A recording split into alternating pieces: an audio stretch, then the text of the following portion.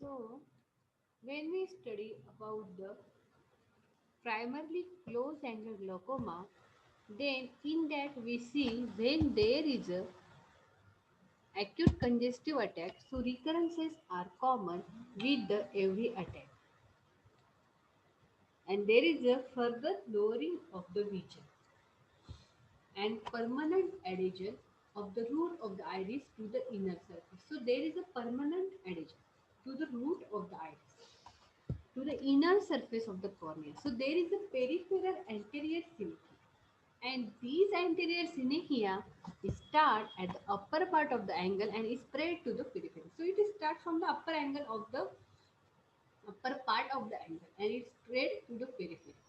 And when three-quarter of the circumference of the iris is attached to the cornea, then it is called as a chronic congestive glaucoma. So when we call that this glaucoma is a chronic congestive or this glaucoma is a primarily wide angle, this is a close angle. So how it differentiates? So when there is a three-quarter of circumference of iris is attached to cornea, so cornea is attached by a three-quarter of circumference of iris, then it is called as a chronic congestive glaucoma. And fourth is the chronic congestive stage. So, what is the congestive stage in that progressive and it become a chronic? So, in that there is firstly the tension remain permanently high. So, the tension of the that is the intraocular pressure which remains permanently high. Then cupping of optic disc become visible and vision remain depressed. So there is a if no treatment is done, then the final stage of obsolete glaucoma. So where there is a tension remain permanently high. So when the tension remain high, there is a cupping of optic disc which become visible and the vision remains depressed. So the vision is depressed. And if no treatment is done, then the final stage is there is a absolute block.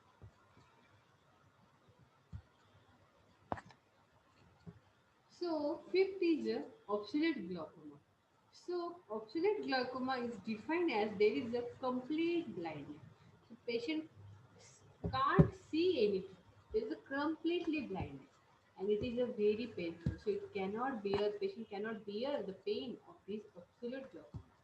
The anterior ciliary vein are dilated with the slight ciliary flush around the cornea. In that, anterior ciliary veins are dilated. So, ciliary veins are dilated with the slight ciliary flush. There is a slight ciliary flush around the cornea. Around the cornea, there is a slight ciliary flush, and the anterior ciliary veins are dilated. So, in the long-standing cases, there is a constant engorgement of the vein, venous anastomosis around the limbus and medulla. So, when there is a long-standing cases of obstinate glaucoma, so there is a constant engorgement of the vein and venous anastomosis around limbus. Around the limbus, there is a venous anastomosis is formed and medulla is at the head. So, cornea is hazy and insensitive. In that patient, when there is a absolute glaucoma, then there is a cornea is hazy and insensitive.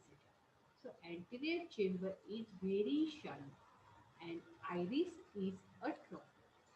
Pupil is dilated with no reaction to the light. The optic disc is deeply curved and tension is very high.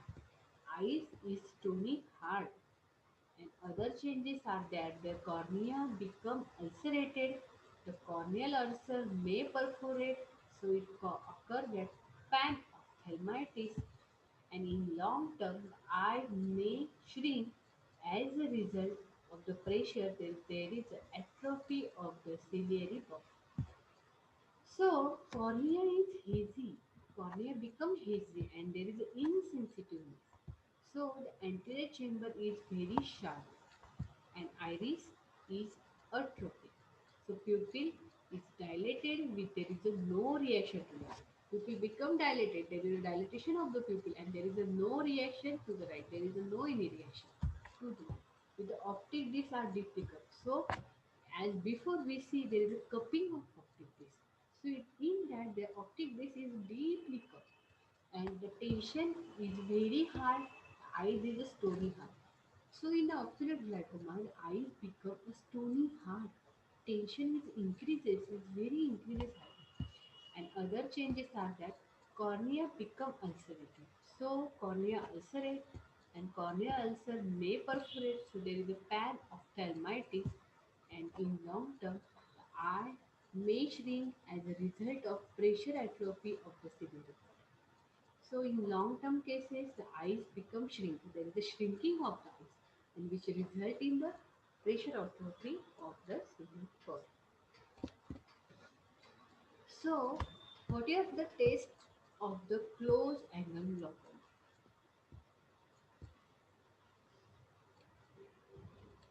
So, when we see about the test of the close angle glaucoma, in that first one is a dark room test and second is a mydriatic test. So, when we study about the dark room test, in that patient is kept in completely dark room for half an hour so that his pupil dilated. So, in dark room test, patient is kept completely in a dark room for half an hour. So, for half an hour, patient kept in a dark room. So, his pupil is dilated. So, there is a dilatation of the pupil. And if the difference between the intraocular pressure, see this is very important. When if the difference between intraocular pressure before and after then test is more than 8 mmHg, then test is a positive. So that when how that we can differentiate the how the test is positive or negative. So when the patient is come completely in a dark room for half an hour, the pupil are dilated. And if the difference between intraocular pressure before and after the test. So before the test we can measure the intraocular pressure and after the test we can measure the intraocular pressure. The difference between the before and after the intraocular pressure if it is more than 8 mmHg then test is positive and when it is less than 8 mmHg then test is negative. So this is a very useful and commonly used test for the close angle glaucoma. Then mydriatic test. So when the pupil of a suspected eye is dilated with the hematropin hydrobrom 1%, if the tension rises by more than 8 mmHg, the test is positive. So, in the mydriatic test, we can use a homotropic hydrochrome 1%, 1 drop. So, in that, pupil of suspected eye is dilated with that homotropic hydrochrome 1% drop and the tension is rises by more than 8 mmHg. So, the 8 mmHg is the difference in that the tension is rises when more than 8 mmHg, then the test is a positive. And diagnostic criteria of a close angle glaucoma is that when there is a sudden attack, and then there is this transient blurring of the vision with the rainbow halo around the light in the elderly person. So, in the elderly person, in the acute or in sudden attack, there is a transient blurring of vision with rainbow halo around light and in narrow angle or anterior chamber on gonioscopy and positive dark room on mydriatic test. So, in the diagnostic criteria, we can use we can see a transient blurring of the vision with the rainbow halo around the light in elderly person and narrow angle of anterior chamber on the gonioscopy and there is a positive dark room of mydriatic test. Both the test that is positive dark room test and mydriatic test are used to differentiate the close angle glaucoma and to diagnose it. So, what is the treatment in allopathy for this closed angle glaucoma? So, firstly, in the prodromal stage and in the stage of constant instability, patient rarely seek medical advice. Then there is a meiotic drops like pilocarpine 2% or etherine sulfate 0.5 to 1% TID. That is the 3 times in a day. The meiotic drop constricts the pupil and the help the angle to the remain open. So these meiotic drop like a pilocarpine 2% or etherine sulfate 0.5 to 1% we can use 3 times in a day. So meiotic drop constrict the pupil and help angle to remain open. So then if meiotic fail to stop the prodromal attack, so surgery which leads to or surgery in that there is a peripheral buttonhole iridectomy at 12 o'clock position. So if the meiotic fail, so surgery is needed. So and in the surgery there is a peripheral buttonhole iridectomy at 12 o'clock position is done. It helps the aqueous humor to pass directly to the anterior chamber from the posterior chamber and iridectomy is done through the limbal incision. So, in the treatment of the close angle glaucoma, when we can study about that in prodromal stage or in stage of a constant instability, the patient rarely seeks medical advice. So we can use a meiotic drop like pilocarpine 2% or etherine sulfate 0.5% TID. And meiotic drop constrict the pupil, so which lead to the constriction of the pupil and help the angle to remain open.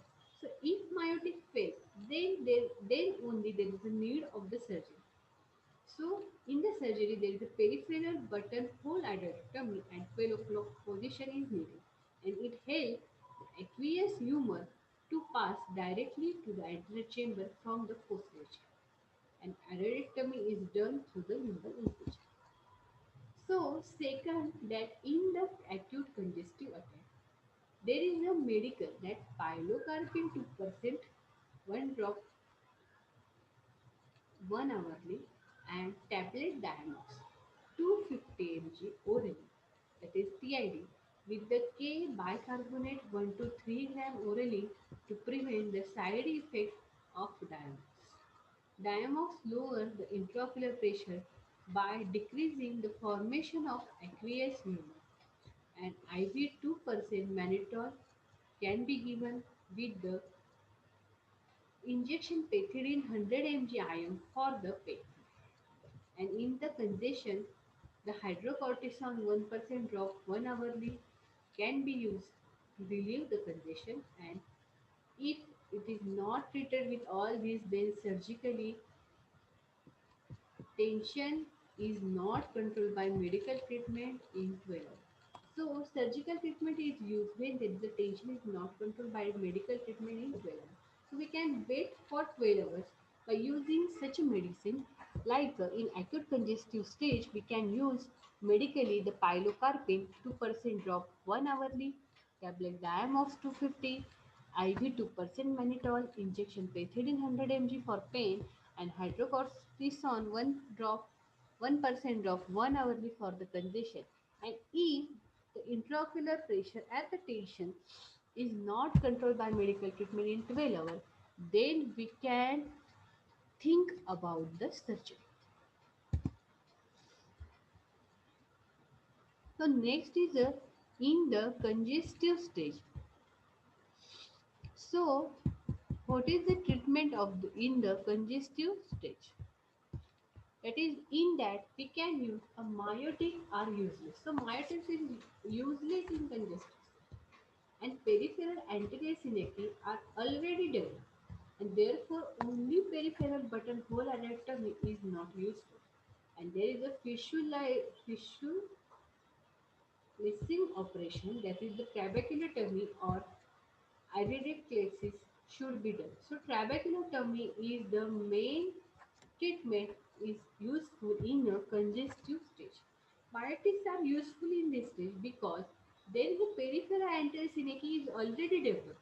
So therefore there is a only peripheral buttonhole anerectomy is not useful. So there is a need of the trabeculotomy and it should be done in a congestive stage.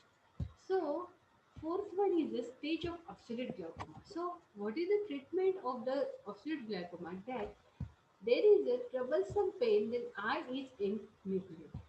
Or when there is a pain, the retrovulvar injection of 1 ml 2% xylocaine followed by 1 ml 80% alcohol injection to destroy a ciliary ganglion.